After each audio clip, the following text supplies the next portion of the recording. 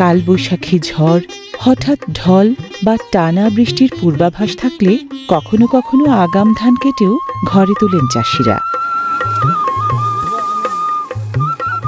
ধান চাষে খরচের অন্যতম খাত পরিবহন।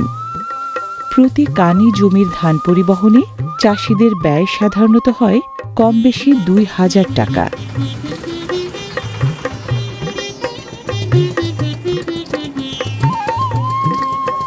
ক্ষেত থেকে কাটা ধান গাছ কেউ প্রক্রিয়াজাত করেন দূরের গন্তব্যে নিয়ে, কেউ বা ধারে কাছের খলায়।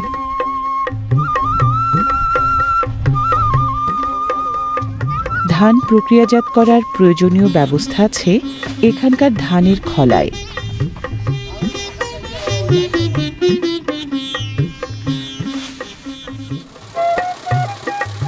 ধানের খলায় প্রথম কাজ ধানের মলন বা মাড়াই।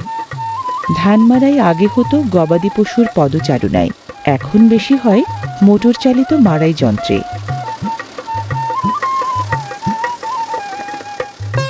ধানের আঁটি জায়গা মতো রাখলেই হলো।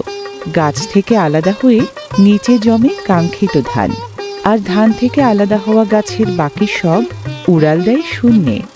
জমে জমে তৈরি হয় খড়ের গাদা।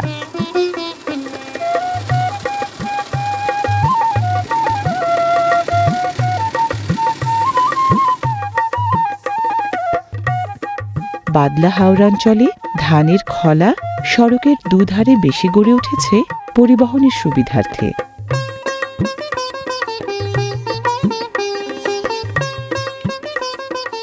এখানকার ধান প্রক্রিয়াজাত করার আয়োজন অনেকটা ধানের চাতালের মতো। ধান থেকে চাল বানানো ছাড়া বাকি প্রায় সব কাজ হয় এখানে।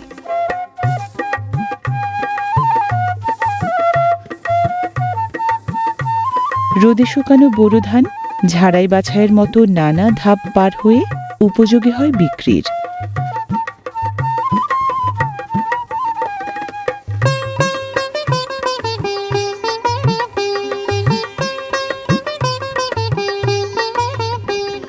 আবহাওয়া রোদেলা ও শুষ্ক থাকলে দ্রুত বিক্রয়যোগ্য হয় ধান।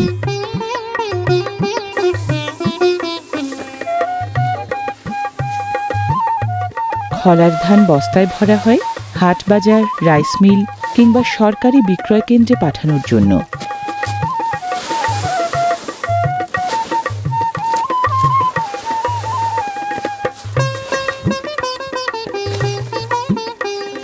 মে থেকে আগস্ট পর্যন্ত সরকারি বিক্রয় কেন্দ্রে প্রতি কেজি ধান বিক্রি করা যায় কম বেশি ৩০ টাকা দরে।